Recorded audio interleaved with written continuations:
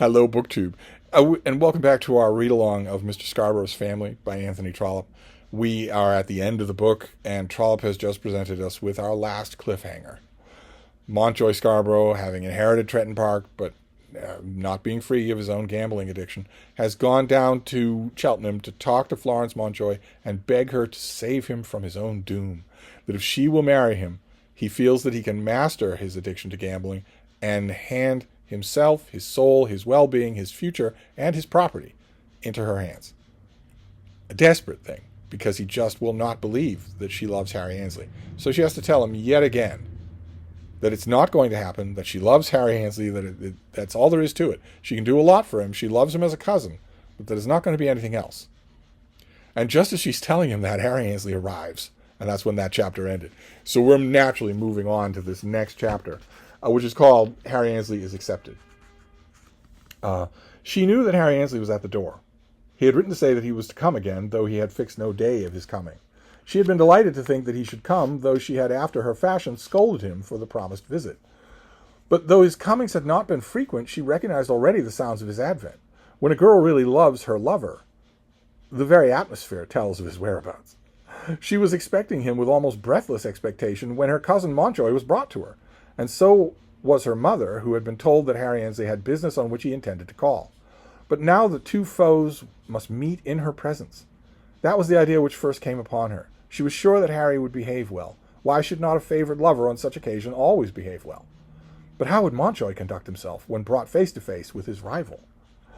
As Florence thought of it, she remembered that when last they met, the quarrel between them had been outrageous, and Montjoy had been the sinner, while Harry had been made to bear the punishment of the sin. Are they going to come to blows in her parlor? Harry, when he was told that Miss Montjoy was at home, had at once walked in and opened himself the door for the front room downstairs. There he found Florence and Montjoy Scarborough. Mrs. Montjoy was still upstairs in her bedroom and was palpitating with fear, as she thought of the anger of the two combative lovers. To her belief, Harry was, of the two, the most likely to be a roaring lion, because she had heard of him that he roared so dreadfully on that former occasion. But he did not. But she did not instantly go down, detained in her bedroom by the eagerness of her fear and by the necessity of resolving how she would behave when she got there. Harry, when he entered, stood a moment at the door, and then, hurrying across the room, offered Scarborough his hand. "I've been so sorry," he said, "to hear of your loss, but your father's health was such that you could not have expected that his life should be prolonged." Montjoy muttered something, but his mutterings, as Florence had observed, were made in courtesy, and the two men had taken each other by the hand, after which they could hardly fly at each other's throat in her presence. Then Harry crossed to Florence and took her hand. "I never get a line from you," he said, laughing, but that you scold me. I think I escape better when I am present, so here I am." "You always make wicked propositions, and of course I scold you. A girl has to go on scolding till she's married. Then it's her turn to get it." "No wonder, then, that you talk all of 3 years so glibly. I want to be able to scold you."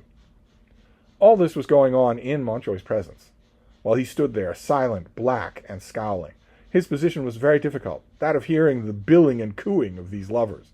But theirs also was not too easy, which made the billing and cooing necessary in his presence. Each had to seem to be natural, but the billing and cooing were in truth affected. Had he not been there, would they not have been in each other's arms? And would not she have made him the proudest man in England by a loving kiss? "I was asking Miss Montjoy when she came in to be my wife." This Scarborough said with a loud voice, looking Harry full in the face. "It cannot be," said Florence. "I told you that, for his honor," and she laid her hand on Harry's arm, "I could listen to no such request." "The request has to be made again," he said. "It will be made in vain," said Harry. "So no doubt you think," said Captain Scarborough. "You can ask her yourself," said Harry. "Of course it will be made in vain," said Florence. Does he think that a girl in such a manner as this, in loving a man, can be turned here and there at a moment's notice? That she can say yes and no alternately to two men? It is impossible. Harry Annesley has chosen me, and I am infinitely happy in his choice." Here Harry made an attempt to get his arm around her waist, in which, however, she prevented him, seeing the angry passion rising on her cousin's eyes. "He is to be my husband, I hope. I have told him that I love him, and I tell you so also. He has my promise, and cannot take it back without perjury to him and ruin, absolute ruin, to myself. All my happiness in this world depends on him. He is to be my own, one absolute master, to whom I have given myself altogether, as far as this world goes. Even were he to reject me, I could not give myself to another." "My Florence, my darling," Harry exclaimed. "After having told you so much, can you ask your cousin to be untrue to her word and to her heart, and to become your wife when her heart is utterly within his keeping? Mountjoy, it is impossible." "What of me, then?" "Rouse yourself and love some other girl, and marry her, and do so well with yourself and with your property." "You talk of your heart," he said, "and you bid me use mine after such a fashion as that? A man's heart can be changed, but not a woman's. His love is but one thing among many." "It is the one thing," said Harry. Then the door opened, and Mrs. Mountjoy entered the room. Oh dear, she said, "you both here together?" "Yes, we are both here together," said Harry. There was an unfortunate smile on his face as he said so, which made Mountjoy Scarborough very angry. The two men were both handsome, two as handsome men as you shall see on a summer's day. Mountjoy was dark-visaged, with coal-black whiskers and moustaches, with sparkling, angry eyes, and every feature of his face well cut and finely formed. But there was absent from him all look of contentment or satisfaction. Harry was light-haired, and with a long silken beard and bright eyes, but there was usually present in his face a look of infinite joy, which was comfortable to all beholders. If not strong, as was the other man's, it was happy and eloquent of good temper. But in one thing they were alike. Neither of them counted aught on his good looks.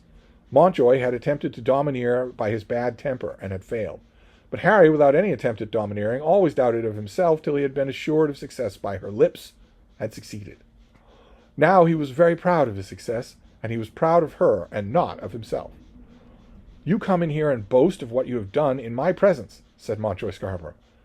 "How can I not seem to boast when she tells me that she loves me?" said Harry. "For God's sakes, do not quarrel here," said Mamma Mountjoy.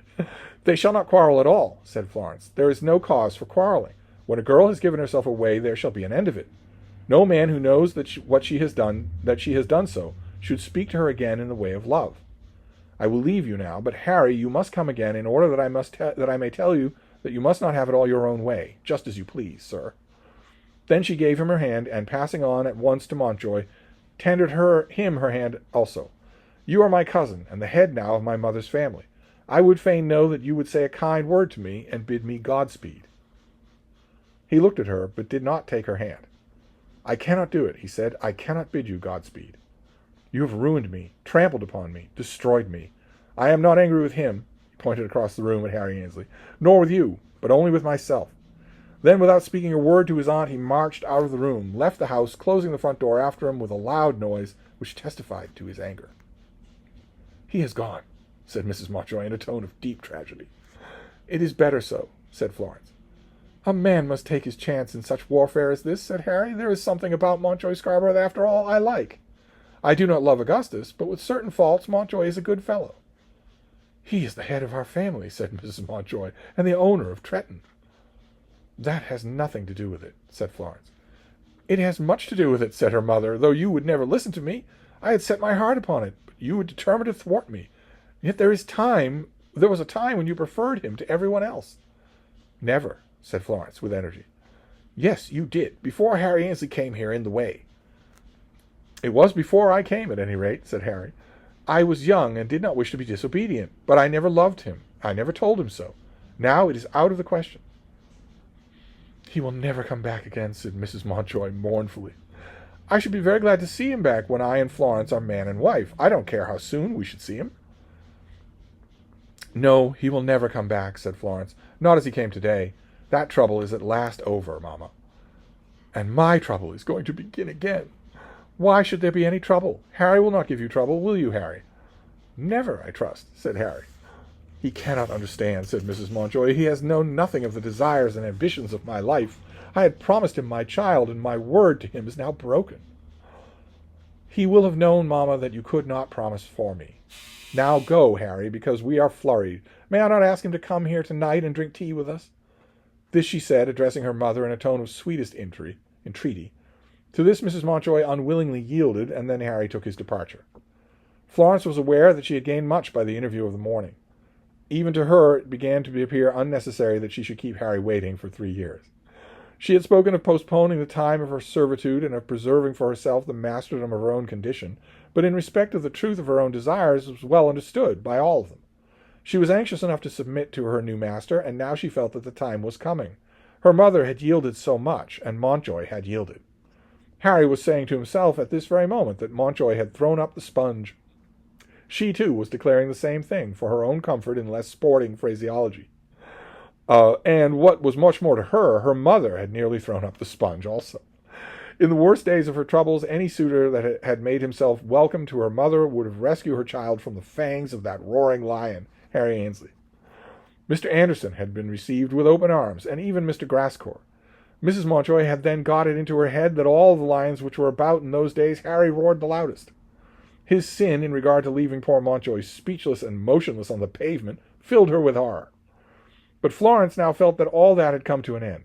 Not only had Mountjoy gone away, but no mention would probably ever be made again of Anderson or Grascour. Don't be too sure of that. They know where you live. When Florence was preparing herself for tea that evening, she sang a little song to herself as the coming of a conquering hero. A man must take his chance in such warfare as this, she said, repeating to herself her lover's words. You can't expect me to be very bright, said her mother, as she said to her before Harry came. There was a sign of yielding in this also, but Florence in her happiness did not wish to make her mother miserable. Why not be bright, Mamma? Don't you know that Harry is good? No. How am I to know anything about him? He may be utterly penniless. But his uncle has offered to let him live in the house and to give us an income. Mr. Prosper has abandoned all idea of getting married. He can be married any day. And why do you want to live in another man's house when you may live on your own? Tretton is ready for you, the finest mansion in the whole country. Here Mrs. Mountjoy exaggerated a little, but some exaggeration may be allowed to a lady in her circumstances. Mamma, you know that I cannot live at Tretton. It is the house in which I was born. How can that signify? When such things happen, they are used as additional grounds for satisfaction. But I cannot marry your nephew because you were born in a certain house.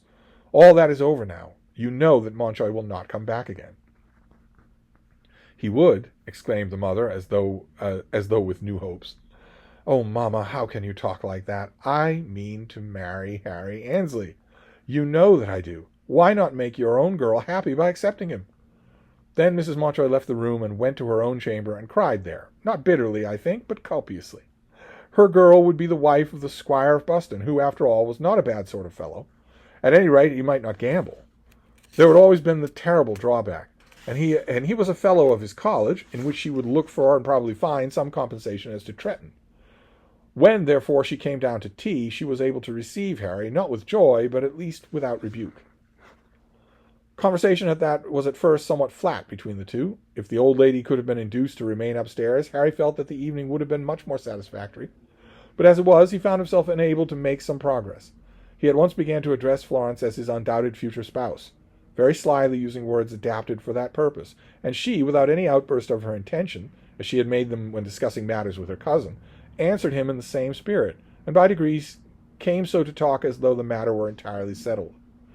And then, at last, the future day was absolutely brought up on the tapis now as though to be named.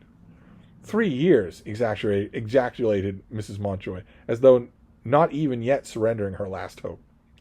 Florence, from the nature of the circumstances, received this in silence. Had it been 10 years, she might have expostulated, but a young lady bashfulness was bound to appear satisfied with an assurance of marriage within 3 years. But it was otherwise with Harry.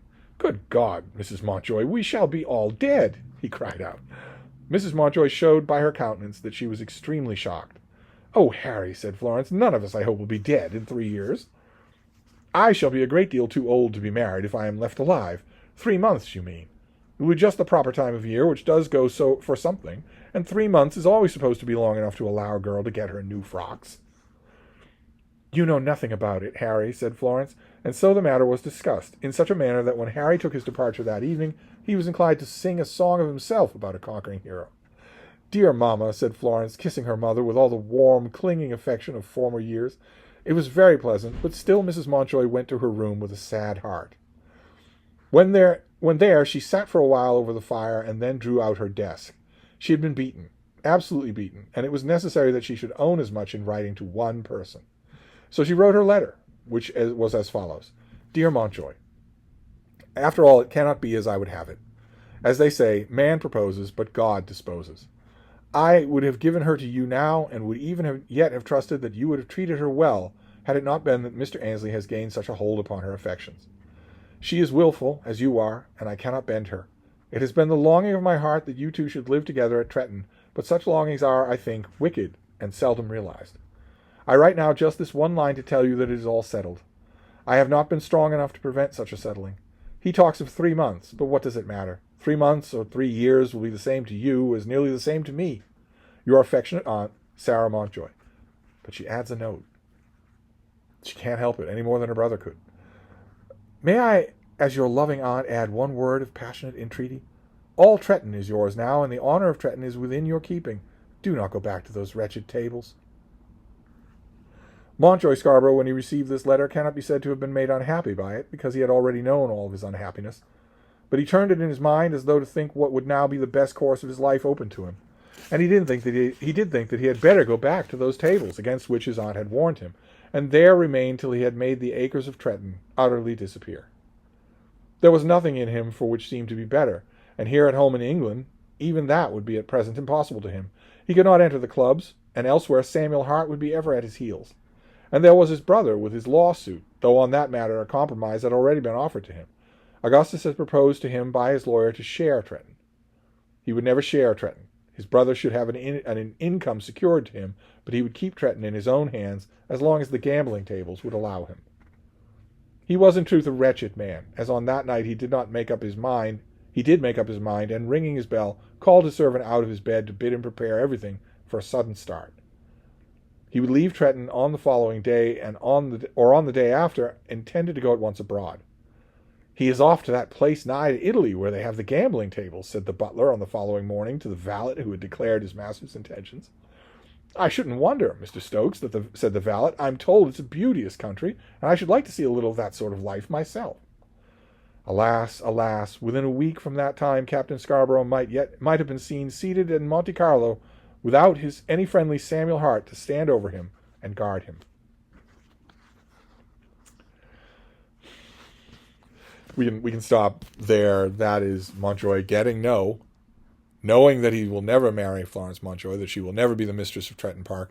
And so when we last see him, he's back in Monte Carlo, gambling. And we know what that means. We know what that means. It means that all of this effort on Mr. Scarborough's part was wasted. Ultimately wasted. If it was to save Tretton, it was wasted.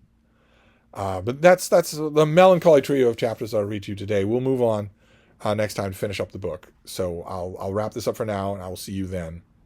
Thank you, BookTube.